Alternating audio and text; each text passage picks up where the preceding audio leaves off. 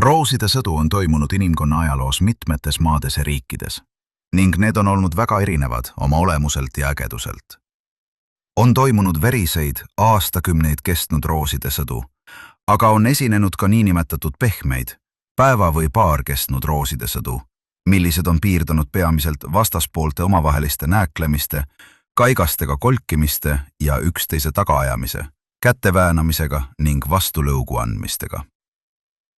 Teadaolevalt viimane, niinimetatud pehme rooside sõda, leidis aset ühes Euroopa Liidu ääremaa väikeriigis. See toimus ajaloolises mõõtmes üsna hiljuti, 21. sajandi esimesel veerandil. Aga et hea lugeja mõistaks rooside sõja olemust, värskendaks veidi tema mälu ja seetõttu pöördun sajandeid tagasi toimunud sündmuste juurde. 1455. aastal puhkes Inglismaal sõda Lancasteri ja Yorki suguvõsade vahel Inglise trooni pärast. Seda sõda hakati nimetama rooside sõjaks, kuna Lancasteri suguvõsa embleemi kaunistas punane roos ja Yorki suguvõsa embleem kandis valget roosi.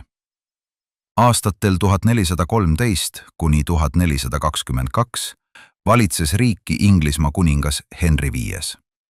Kui Henry V suri, päris trooni tema imikust poeg Henry VI. Riiki asusid juhtima asevalitsejad.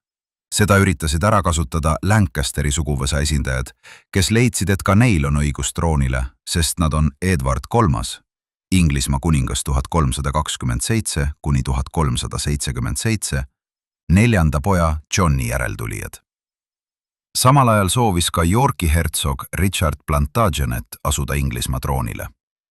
Ta oli Edward III teise poja Antwerpeni Lonely järeltulija. Hertsog oli võimekas väejuht, sõdides Inglise krooni huvides edukalt Prantsusmaal ja Iirimaal. Henry VI sai täisealiseks ja võttis valitsemise ohjad üle. Inglismaa kuningas 1422 kuni 1461 ja 1470 kuni 1471. Aga ta oli vaimselt ebastabiilne ja seetõttu oli ebastabiilne, võiks isegi öelda, et debiilne ka tema valitsemine. Punase ja valge roosi dünastiate rivaalitsemine ja võimu haaramise katsed jätkusid. Hertsog Richard Plantagenet käis pidevalt kohut rivaalitseva punase roosi Lancasteri suguvõsa esindajatega, kusjuures protsessidesse sekkus ka Henry VI naine Anjou Margaret, kes kartis, et hertsog võib troonist ilma jätta Margareti ja Henry VI poja Edwardi. Punase ja valge roosi dünastiate vahel toimusid pidevad nääklemised ja kokkupõrked, seejuures ka relvadega taplused. Esimene suurem rooside sõjalahing, niinimetatud St. Albansi lahing, toimus 1455. aastal.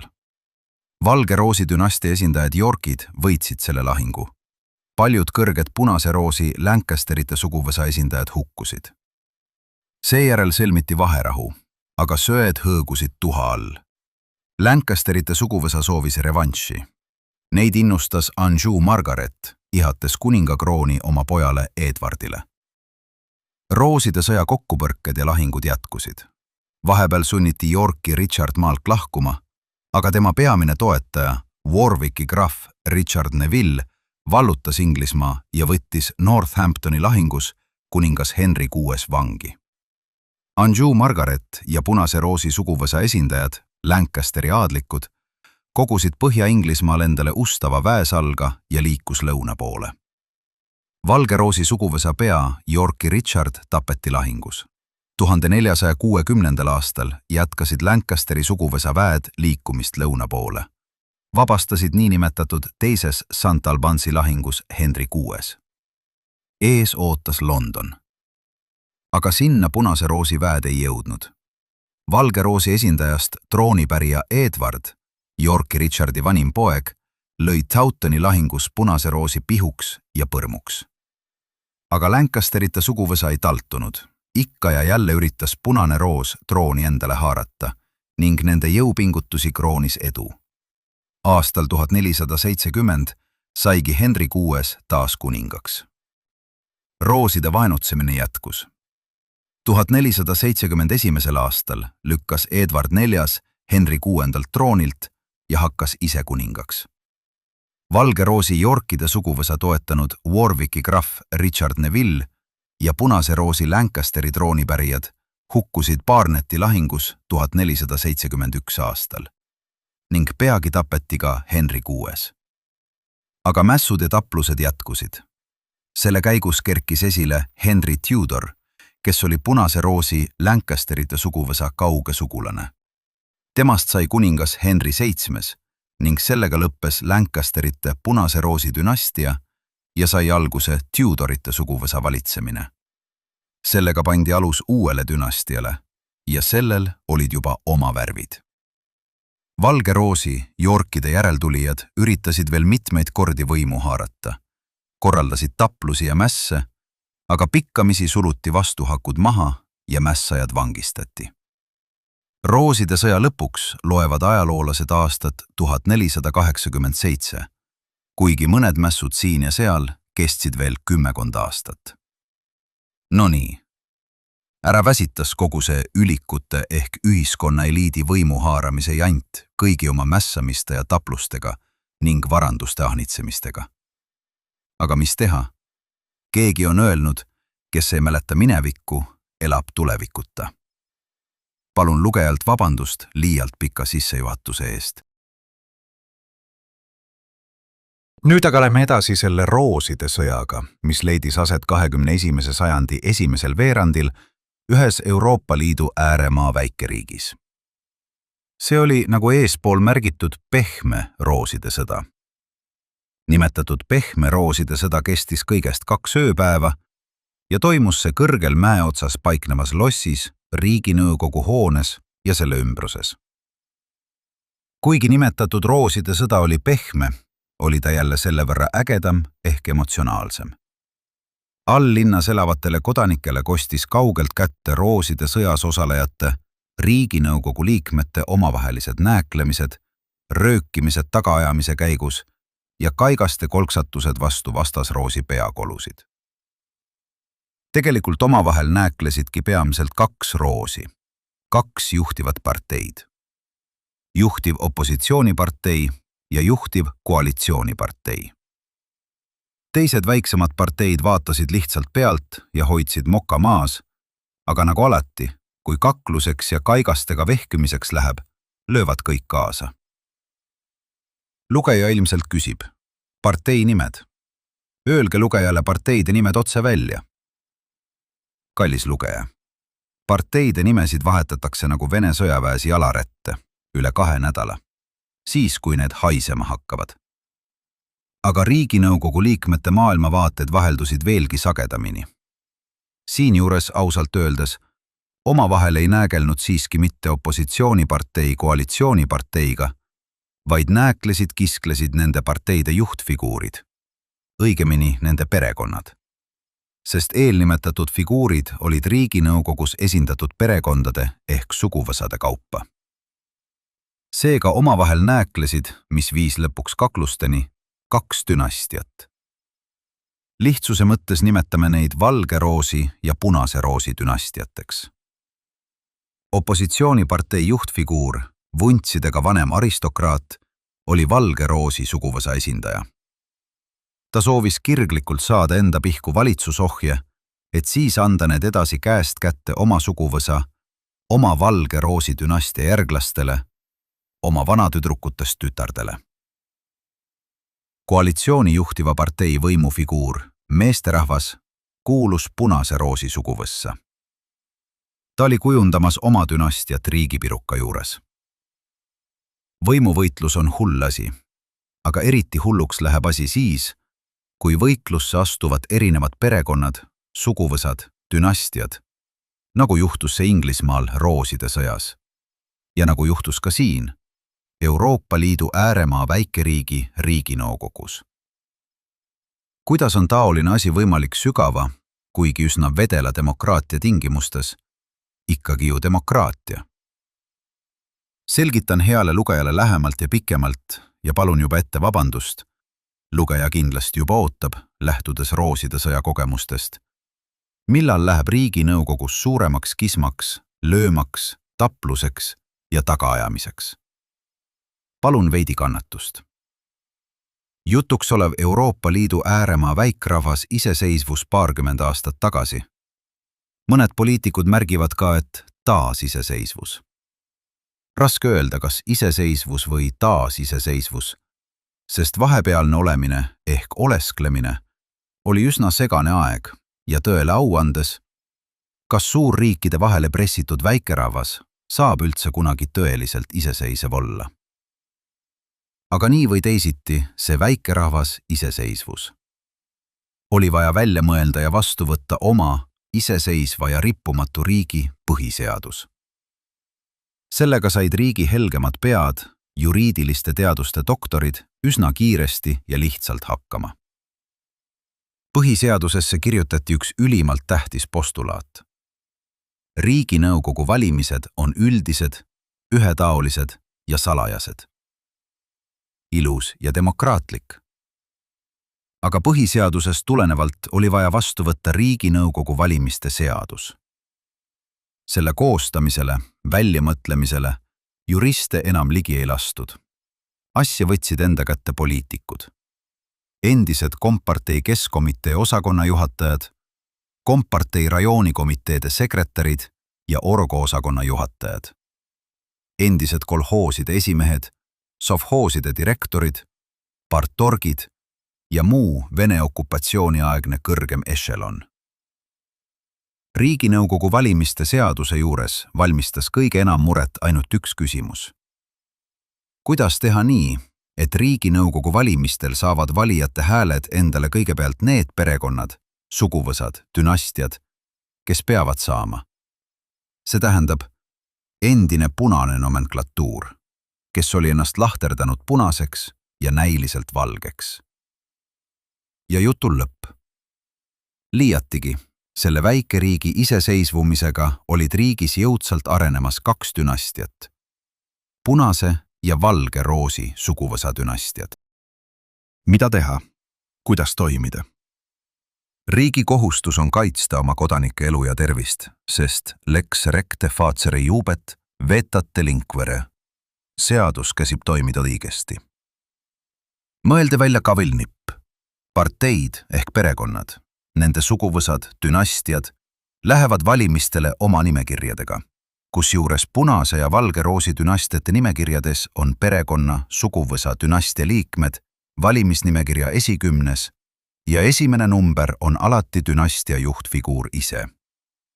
Aga, et asi oleks demokraatlik, mõeldi välja ka tühipaljaste üksikkandidaatide institutsioon. Lugeja ilmselt küsib, millist mõistatust kätkeb endas perekonna ehk suguvõsa valimisnimekiri ja eriti selle esimesed 10 numbrit. Asi on väga lihtne. Tegu on lihtsa matemaatikaga ja elementaarse inimhinge anatoomia tundmisega.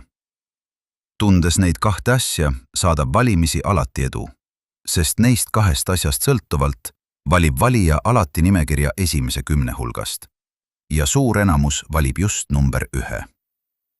Miks ikkagi on nii? Pöördume tagasi ürgaega, kui inimene elas peaaegu loomana, kuigi kõndis 2 jalal ja kandis oma õlal nuia. Aga nuia kandis põhiliselt siiski karjajuht, ehk kujundlikult öeldes isend, kes oli nimekirjas number 1. Kui keegi karjas näitas üles allumatust karjajuhile, siis sai ta viivitamatult nuiaga vastu pead. Ja see sundis kuuletuma, alluma nii-öelda nimekirja esinumbrile. See tagas ürginimeste karja ehk kogukonna tavapärase elu ja jätkusuutliku arengu. Nii toimis taoline ürgne elukorraldus ja juhtimine aastatuhandeid. Ikka kaikaga vastu pead ja vastu pead ning karja esinumbril oli alati õigus. Ja ka nüüd, 10 aastatuhandeid hiljem, inimene, homo sapiens, astudes valimiskasti juurde, tõmbab instinktiivselt pea õlgade vahele ja teeb ristikese numbrile 1. See tähendab karjajuhi nime juurde. Mõni märgib ristiga ära juhtfiguuri pereliikme või sugulase. Homo sapiens laseb sedeli valimiskasti ja lahkub kergendatult ohates. Ei saanudki kaikaga vastu pead. Aga see pole veel kõik. Kuigi põhiseadus sätestab, et Riiginõukogu valimised on üldised, ühetaolised ja salajased, vaatas endine punane nomenklatuur Riiginõukogu valimiste seaduse väljamõtlemisel sellest postulaadist mööda. See jäeti tähelepanuta. Kui on juba vabadus, siis see olgu piiritu. Kui on juba demokraatia, siis see olgu täielik. Riiginõukogu valimise seadusesse sätestati postulaadid, mis lubasid finantsugu jooksul niinimetatud eelhääletusena elektrooniliselt arvuti teel või nutitelefoniga. Samuti visata oma hääletussedel postkasti. Vastavad sedelid vedelesid hunnikute viisi postkontorites laudadel. Hääletus valimisjaoskondades hääletuskastide juures kestis ainult 1 päeva ja see oli pigem mõeldud lihtsalt niisama, et järsku mingi iganenud isend arvab heaks tatsata valimispäeval valimisjaoskonda. Riiginõukogu valimiste tähtaeg oli saabunud. Algas eelhääletus. Mööda vanade kodusid ja õendushaiglaid, samuti mööda paneelelamute trepikodasid, asusid kolama noormehed ja neiud ehk poliitbroilerid. Poistel kaenlas sülearvutid, uuemas keeles laptopid. Tüdrukud broilerid kandsid kilekotte mingite meenetega. Kui vanade kodu või õendushaigla omanik kuulus punase roosi suguvõssa, siis lubati siseneda neil poliitbroileritel, kelle eesmärk oli koguda hääli punase roosi dünastia võimule upitamiseks. Valge roosi suguvõsale kuuluvad vanade kodud ja õendushaiglad toimisid sama malli järgi, ainult et seekord oli sissepääs avatud ainult valge roosi poliitbroileritele. Hääletamine käis lihtsalt.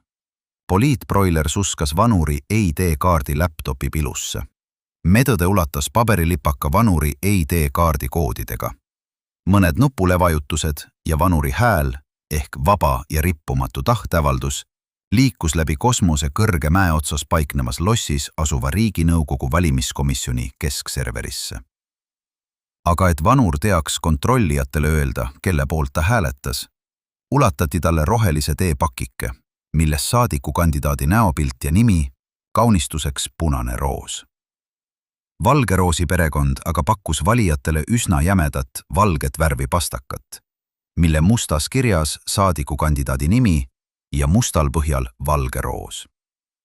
E-hääletust saatis edu, aga siiski mitte päriselt. Paneelmajade trepikodades ja korterites toimetamine oli poliitbroileritele üks igavene nuhtlus. Sageli avasid neile ukse raskes alkoholijoobes isendid, mõnel oli käes kööginuga või kirves. Õnneks raskemaid juhtumeid ei esinenud. Küll aga said noormehed vastu lõugu. Neile anti jalaga tagumikku ja laptopid visati läbi trepikoja akna välja. Aga tüdrukutel broileritel kergitati seelikusaba üles, haarati püksikummist kinni, tõmmati ühe ropsuga püksikud jalast ja visati sinna, kuhu hetk tagasi olid lennanud laptopid. Eelvalimiste e-hääletust 5- ja 9-korruselistes kortermajades ei saatnud edu. Hoopis teine asi oli nutivalimistega. Nutitelefoniga hääletamine kulges üle ootuste hästi.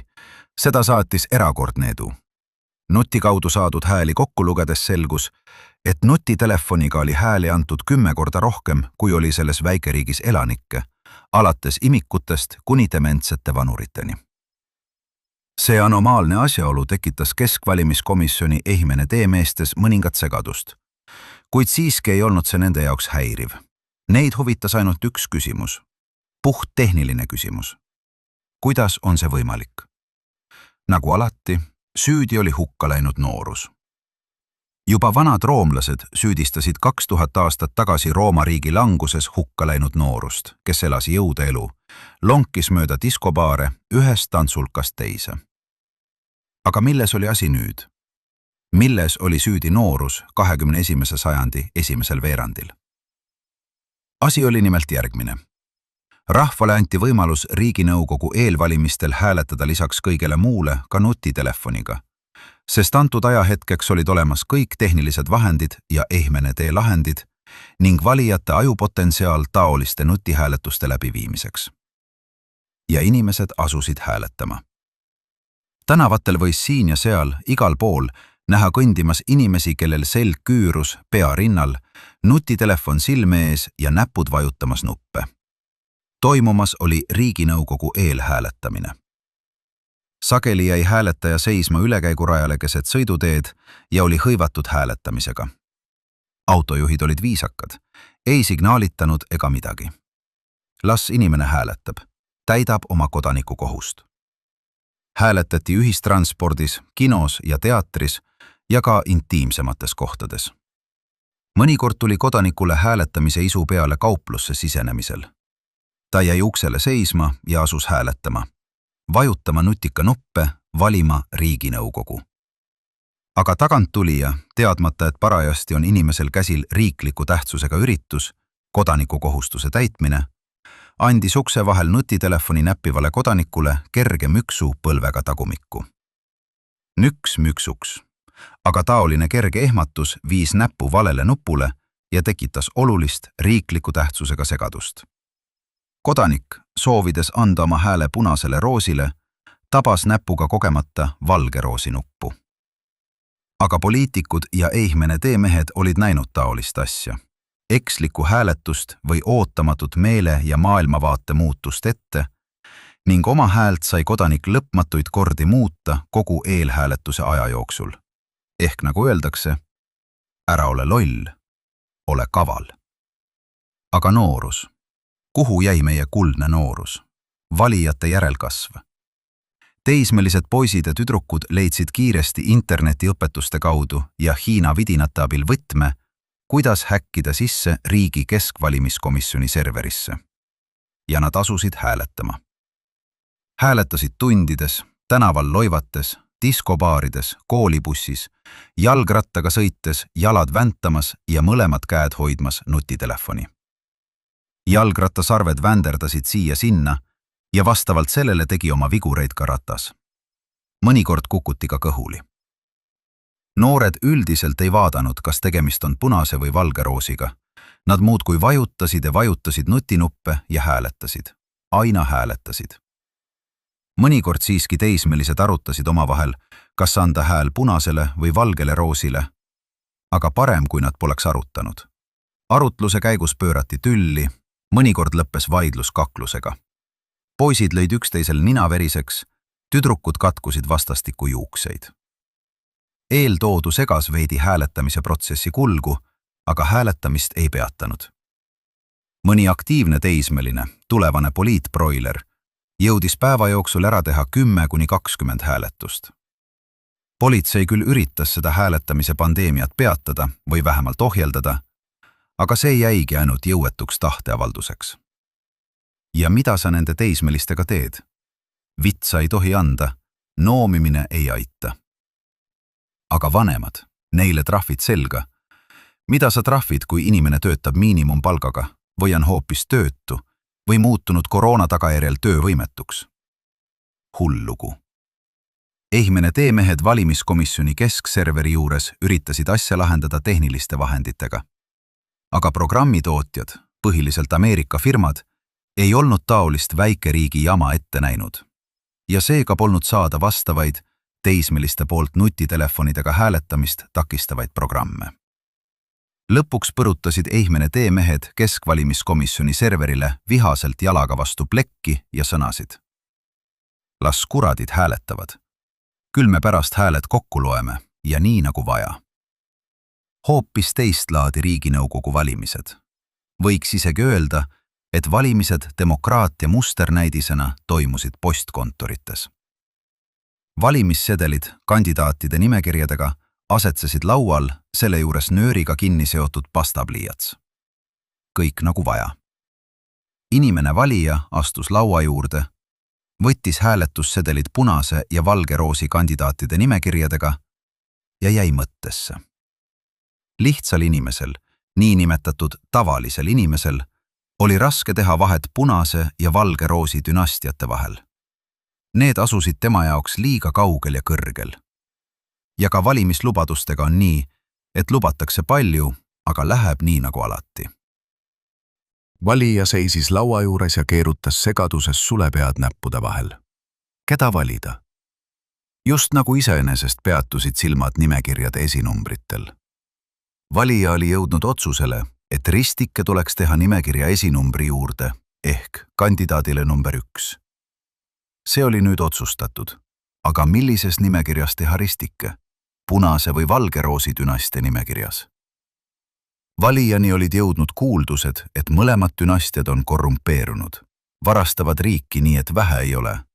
Lisaks kõigele on ülbeks läinud. Valijale meenus üks hingeriivav juhtum.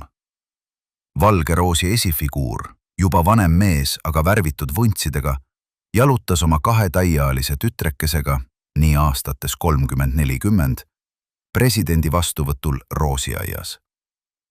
Roosiaia nimetus tulenes sellest, et ühel pool aiateed kasvasid valge roosi põõsad ja teisel pool punased roosid.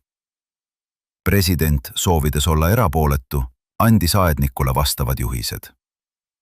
Valge roosi perekond jalutas mööda roosiaeda.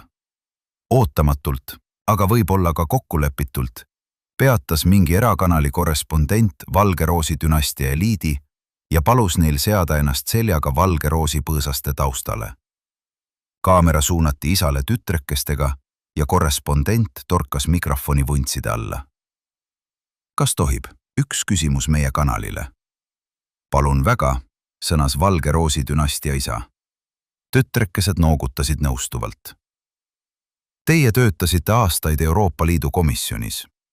Öelge meie inimestele, nii-öelda töölisklassile ja maarahvale, milline on tunne olla jälle tagasi kodumaal. Valge roosi dünastia eliit, tundes küsijast ja telekaamerast heameelt, sõnas naeratades.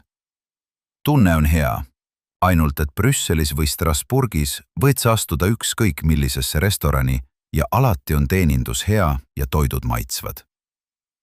Loll küsija ja loll vastaja. On asju, mida rahvale ei räägita, mida rahval pole vaja teada. Siiski, mõnikord, kui on vaja rahvale mett moka peale määrida, öeldakse. Kõrgema võimukandja on rahvas. Valija postkontoris keerutas ikka veel sulepead käes, teadmata mida teha, kuhu panna ristike. Aga kus häda kõige suurem, seal abi kõige lähemal. Järjekorras seisvad pakkide saatjad ja pakkide vastuvõtjad seadsid emast hääletaja selja taha ja piilusid vaikselt nohisedes üle valija õla. Lõpuks ei pidanud üks neist enam vastu ja soovitas. Pane ristike punase roosi esinumbrile. See oli justkui valimiste stardipauk. Koheselt soovitas üks suurt postipakki kaenla all hoidev korpulentne daam. Mis punane? Aitab punastest. Pane ristike valgele roosile. Valged roosid on varga näod, hõikas keegi tagantpoolt. Panusta punasele roosile. Punased roosid on korruptandid, käratas üks turske mees ähvardavalt, vibutades käes hokikeppe, mis olid talle äsja postipakiga saadetud Ameerikast. Valimiseelne agitatsioon ja propaganda kogus aina tuure, kisa üha suurenes. Siin ja seal lasti käiku rusikad. Postkontorisse toidupakkide järele tulnud naised karjusid passi häälega. Tähitud armastuskirju teele saatvad tüdrukud kiljusid kiledalt. Selle kisa ja kära peale ilmus tagaruumi uksele postkontori ülem. Ta kohendas oma suure postimehe kokardiga mütsi tugevamini pähe ja käratas võimukalt. Mis lärm siin on? Vait, või muidu ma peksan kõik välja ja sulgen postkontori terveks nädalaks. Ähvardus mõjus. Postkontoris jäi vaikseks, isegi hiir vaikseks. Vaikuses kuuldus postkontori ülema asjalik, aga nüüd juba üsna leebe hääl. Milles asi, kodanikud? Mis teile muret teeb? Suurt postipakki kaenla all hoidev korpulentne daam, kes oli aktiivse eluhoiakuga inimene, kuigi valge roosi dünastia pooldaja, sõnas. Me siin jageleme 2 dünastiaga, üks hullem kui teine. Kuigi ma leian, et valge roos on vähem hullem. Ei suuda otsustada, kumba valida. Uuesti algas käratsemine. Postkontori ülem tõstis vaigistuseks käe ja sõnas rahulikult. Oot, las ma mõtlen. Teeme nii. Viime läbi niinimetatud eelhääletuse. Kes on valge roosi poolt, tõstke käed. Käed tõusid. 1, 2, 3, 4, 5, 6, luges postkontori ülem kuuldavalt. Võite käed alla lasta. Ja nüüd tõstke käed need, kes toetavad punast roosi. Käed tõusid. Postkontori ülem asus lugema. 1, 2, 3, 4, 5, 6, 7. No nii. Enamus pooldas punaseid. Valija, pane ristike punastele. Korpulentne daam kohendas oma postipaki kaenla all ja suundus postkontori ukse poole. Seejuures porises enese ette. Jälle punased võimul. Endiselt võimul. Ei saa neist punastest ka üks kord lahti. Riiginõukogu suur istungitesaal sumises. Saadikud kogunesid oma esimesele valimisjärgsele istungile. Nimesildid olid asetatud laudadele ja kohtade leidmine ei võtnud palju aega. Pingid olid paarisistmetega ja pingiridu oli 3. Vasakus reas istusid punase roosi dünastia esindajad, kõrvalreas valge roosi dünastia ning 3. reas akna all niinimetatud soo. Need olid väikesed äraostetavad parteikesed või raha eest Riiginõukokku saanud üksikkandidaadid. Punase roosi pingirea 2 esimest pinki oli hõivanud punase roosi perekond. Esipingis istusid kõrvuti isa ja ema, nende selja taga 2 poega, aastates 35–40. Nende taga järgnevates pinkides punase roosi suguvõsa eliit. Valge roosi pingirea esimesel pingil istusid kõrvuti dünastia vuntsidega esifiguur ja tema abikaasa ning nende selja taga 2 tütrekest valgetes kleidikestes, justkui pruutneitsid. Nende vanusest juba oli juttu ja seda pole vaja korrata. Neitside selja taga paiknesid pikas reas pingid valge roosi suguvõsa enim silma paistnud eliidiga. Riiginõukogu esimees, vana ja vilunud tegija, formaalsustele aega ei raisanud. Protseduurilised küsimused lahendati kiiresti ning toimingud teostati veatult. Võttes arvesse asjaolu, et tegemist oli Riiginõukogu uue koosseisu esimese istungiga, siis eelnõude arutamist ja hääletamist päevakorras ei olnud. Riiginõukogu esimees tõusis oma kõrge laua taga püsti, nipsutas mikrofoni, et kontrollida selle töötamist ja sõnas. Lugupeetud rahvasaadikud, õnnitlen teid asumisel tööle riigi kõrgeimas võimuorganis. See on suur au, aga ka suur vastutus. Täna me pikalt ei istu, ikkagi esimene istung ja mis seal salata, tagumik pole veel istumisega harjunud. Täna vestleme sõbralikult huvipakkuvatel teemadel. Esitame oma arvamusi, ehk nagu praegu öeldakse, et testida, kaardistada teineteist ja üksteist. Õhtul aga toimub Riiginõukogu liikmetele pidulik õhtusöök, nii-öelda püha söömaaeg Radissoni hotelli restoranis. Valitsusega seotud küsimused jätame järgmiseks istungiks. Seni jätkab endine valitsus täies koosseisus. Kui te olete taolise päevakorra asetusega nõus, siis hakkame pihta. Sõna saab justiitsminister. Noorepoolne tumedapäine justiitsminister astus energilisel sammul kõnepulti. Seejuures ei olnud temal käes mitte ainsatki dokumenti ega paberilehte.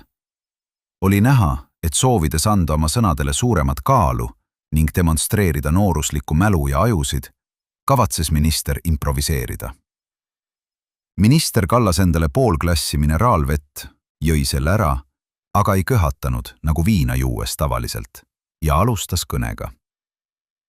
Lugupeetud deputaadid, lubage ka minul soovida teile jõudu ja edu teie raskes, aga tänuväärses töös. Aga mida ma tahan teile rääkida? Meedias on ilmunud mitmeid asjalikke ja ajakohaseid artikleid perekonna küsimusestes. On esitatud nii arukaid ja minu arvates ka arutuid mõtteid perekonnaseaduse muutmiseks. Taoline arvamuste avaldamine nii kirjutavas kui ka kujutavas meedias tekitab üsna turbulentse olukorra. Ja siin peab oma sõna ütlema mitte ainult valitsus, vaid ka parlament. Lugupeetud rahvasaadikud, arutelud meedias taolistel teemadel nagu abielu, perekond, armastus, seks on meile kõigile tajutav üsna selgelt kui inimese intiimelusse tungimisena. Ütleks isegi täpsemini, on tajutav meie privaatsustsooni ründamisena.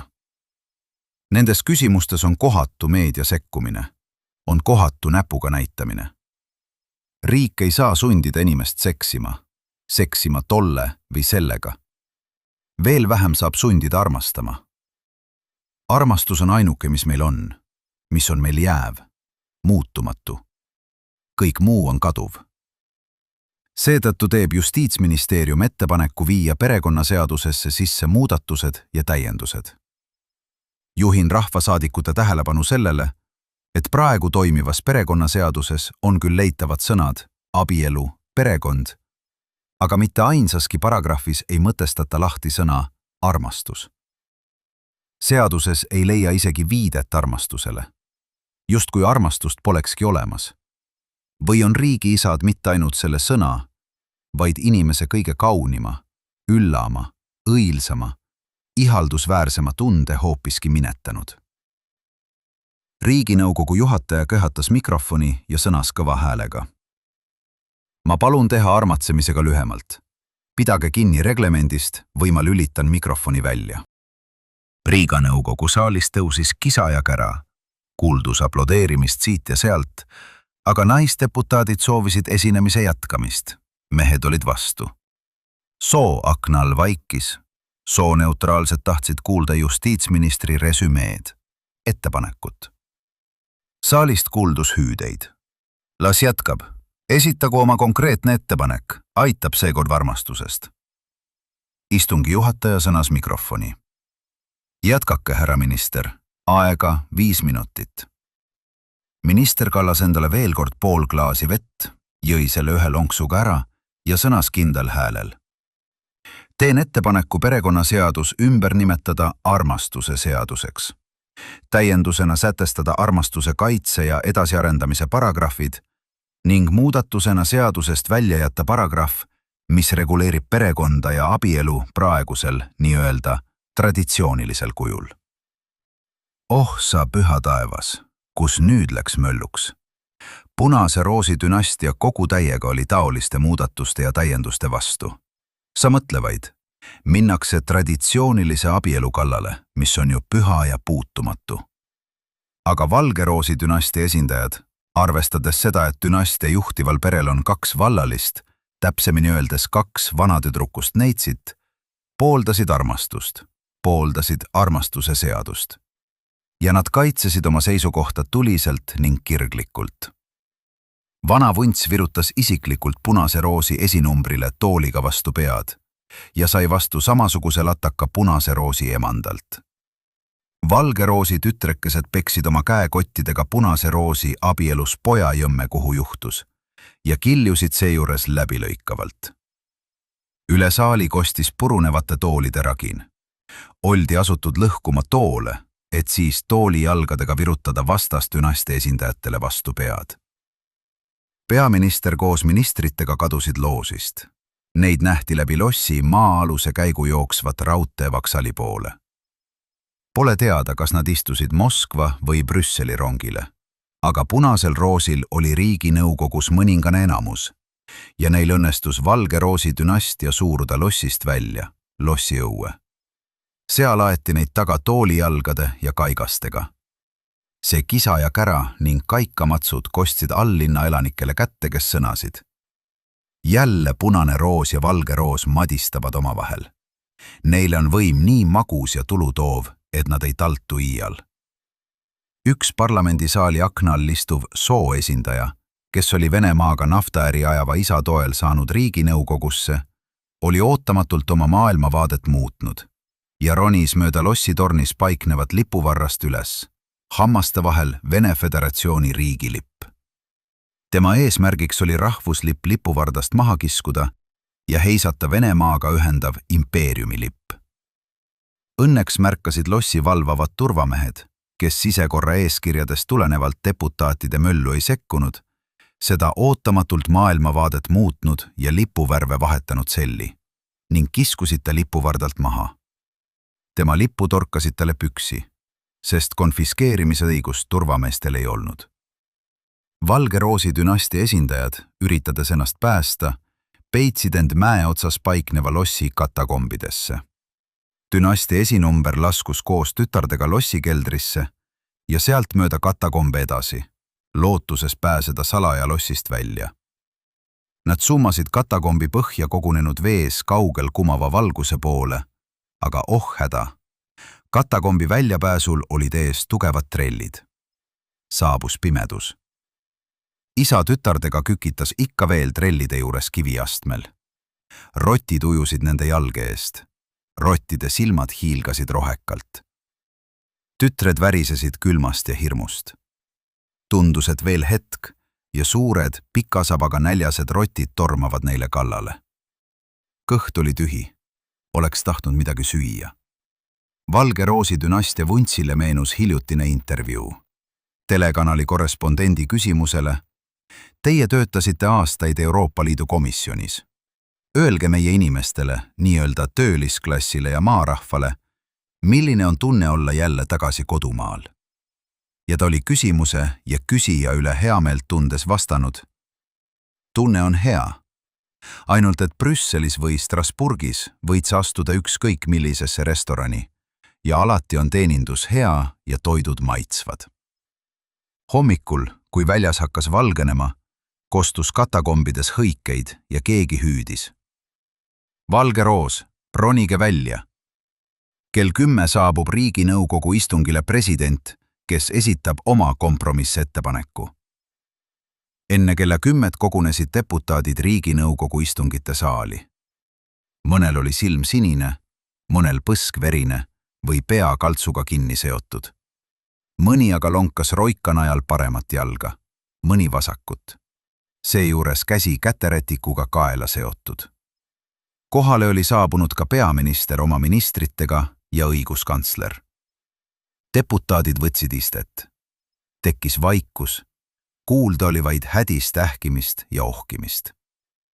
Tagauksest sisenes president ja astus koheselt kõnetooli ilma, et istungi juhataja oleks temast teadustanud või tema esinemise välja kuulutanud. Keegi saadikutest püsti ei tõusnud. Ja mis sa tõused, kui jalad eilsest taplusest värisevad veel siiani? Istungi juhataja tahtis justkui midagi mikrofoni öelda, aga lõi siis käega. Istungisaali kuuldus tema pomin. Persse. President kohendas mikrofoni suupärasemaks, heitis pilgu punaste dünastiale, siis vaatas pika pilguga akna all istuvat sood ja viis pilgu valgetele roosidele. Ta alustas kõnet. Rahvasaadikud, minule on saanud teatavaks teie ägedad debatid perekonnaseaduse ja armastuse seaduse küsimustes. Ma leian, selleks, et vaielda, tuleb kõigepealt üksteist ära kuulata ja mõista. Minul on tekkinud kahtlusi teie haridustasemes. Kas on see teil liialt väike või hoopiski olematu? Parlamentaarse valitsemise korral, demokraatlikus ühiskonnas, ei ole rusikad ja toolijalad kõige parem argument oma seisukohtade selgitamisel. Ma juhin teie tähelepanu asjaolule, et traditsioonilise perekonna mõistet pole meie riigi seadustes mitte kuskil sätestatud. Oleme ilma läbi saanud senini, saame ka edaspidi. Tähtis on armastus. Seda tuleb hoida ja kaitsta riigi tasemel. Meie elus näitab teed ainult armastus. Just see on määrav ja tähenduslik. Armastus on sild mitte ainult kahe inimese vahel, vaid inimeste vahel üldse. Ja sugu või sooneutraalsus ei oma siin tähtsust. Ma tulin siia, teie ette, et pakkuda teile arutamiseks kompromisslahendus, mis tagab kõigi koos elavate paaride õiguskaitse, olenemata sellest, kui palju neid paare on, kas nad on mees ja naine või naised või mehed või hoopiski sooneutraalsed. Ma teeks ettepaneku tunnistada perekonnaseadus kehtetuks ja välja töötada täiesti uus inimestevahelise suhteid reguleeriv seadus nimetusega kärgpereseadus.